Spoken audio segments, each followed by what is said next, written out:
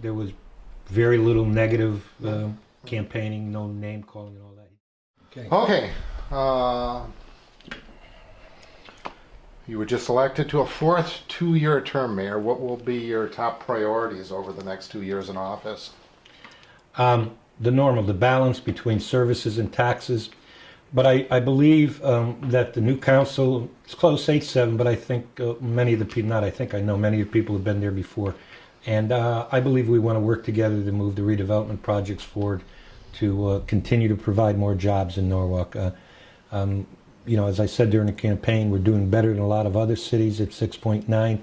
But I think if we can continue to work together to move the redevelopment projects, whether it's 95-7 or Spinnaker, if there's any changes needed in the scope of the projects to get companies in here, continue to work with them when we have new companies approaching to come in. I'd like to have, if we can keep it nonpartisan, and when we do have some inquiries of new businesses coming in, I'd like to meet with the leadership of the Democratic Party and do something different. And maybe when businesses are interested coming in, not just meet the mayor, but maybe meet a council president or a member of the council to encourage them to come in. But with the understanding that sometimes it's confidential and, the business is not ready to announce they want to come in. So I'd like to reach out to them to do that, because I believe that we need to bring the business in, to stabilize the tax base, and to also to create that jobs. We're at 6.9. I'm sure that all of us at the end of 1 year would like to see that down to 5.9 or lower. And that's going to take a concerted effort. I think there's some difference of opinions, some of them about enterprise zone and incentives, but I think we're past that now. All of that has been established. Now it's just a matter of how Spinnaker comes in with their plans, or how 95-7 might want to change something, or Waypoint might, what POCO wants to do.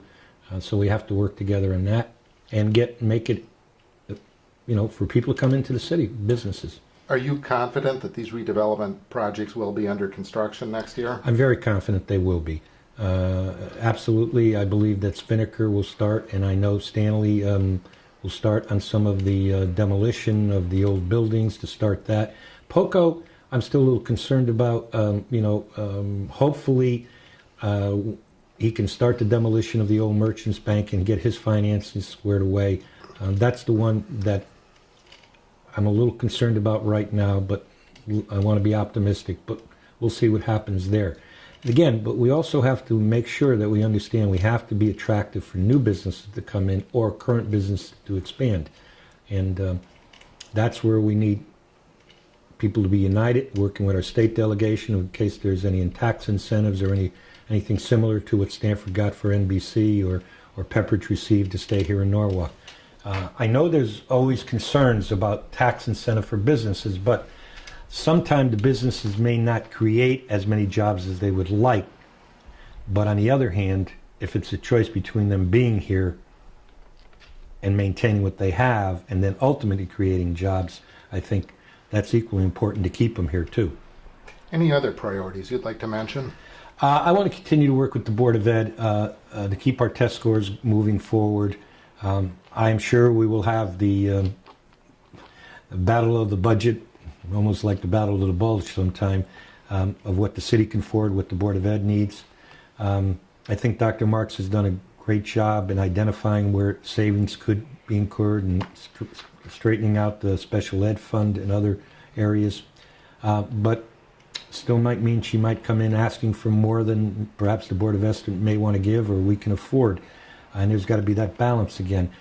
But I think that and then we're going to be entering contract negotiations for the teachers coming up in a year or so. So it's always going on.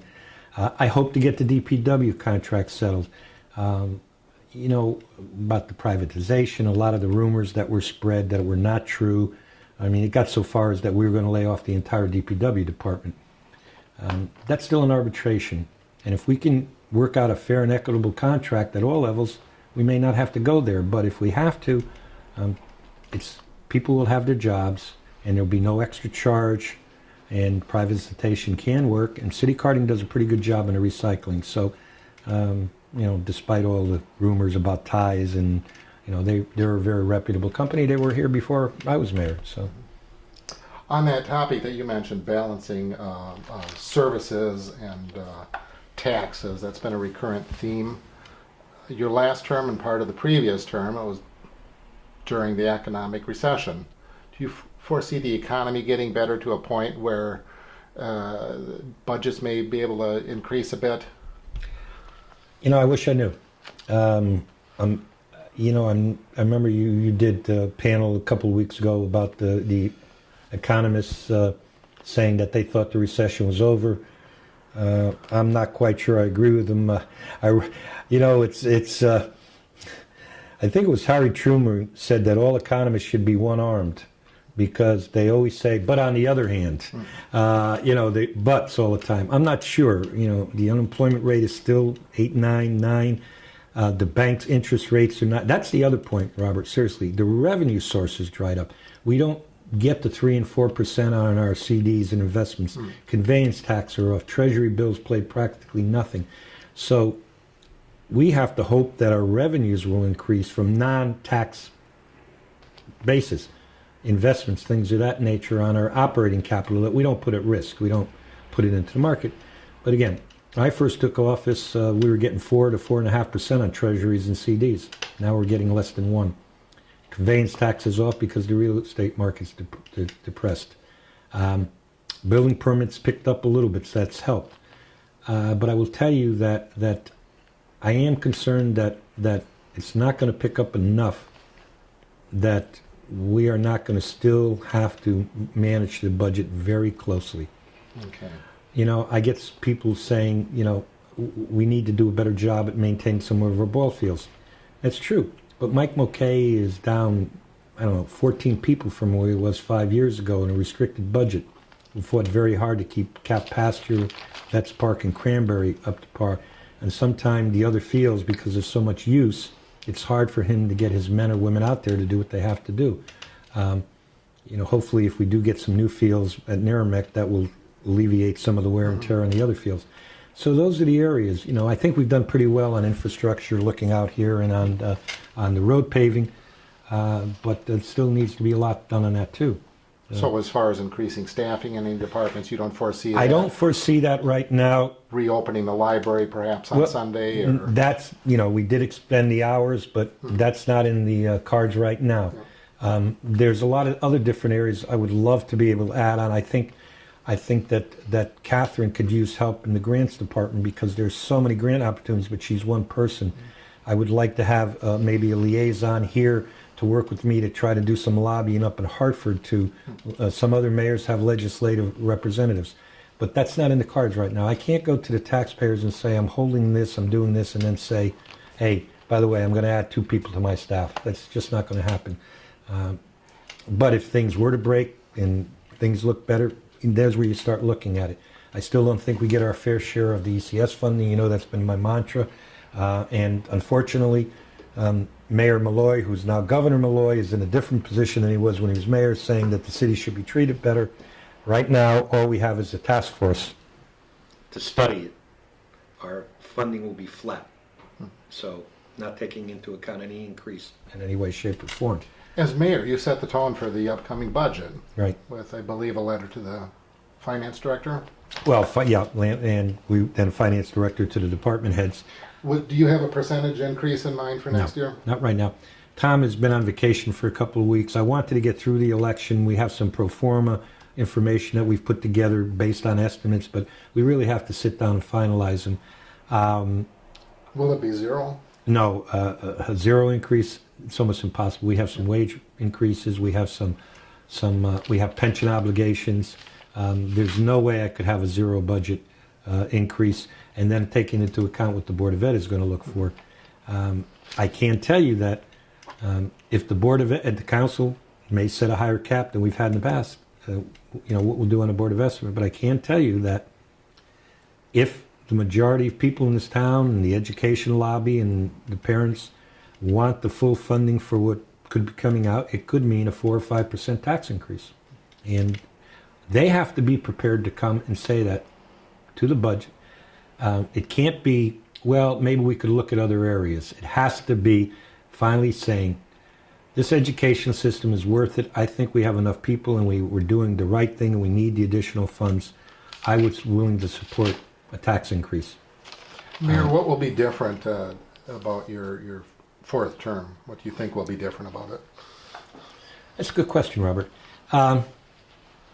Probably, I think I will do a little more of the lobbying upstate than I did before. I know he criticized me for that, and I thought I did do a lot of that, but I think given the budget situation now, I want to be in Hartford a little more, up there on a personal level even more, so than just meeting with Bob or Chris or Bruce here or Larry.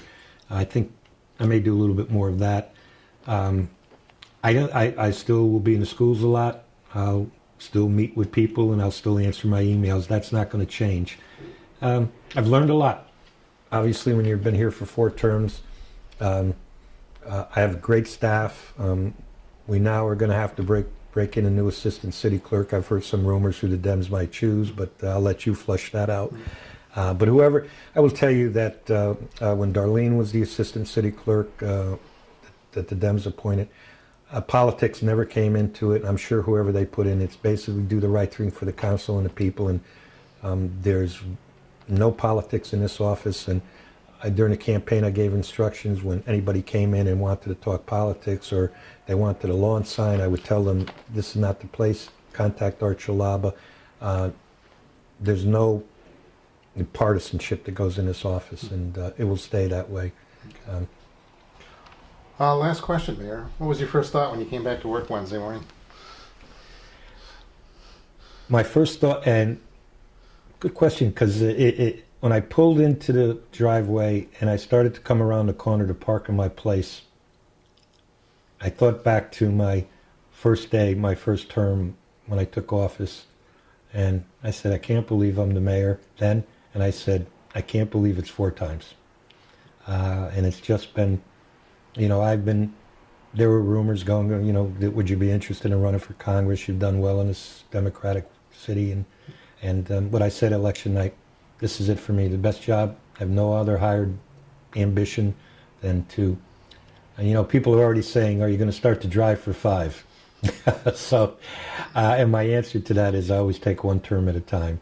And I'm just going to do the best I can for 2 years for this city, and hopefully convince some of the Blocksters out there that I'm not the worst person that ever lived.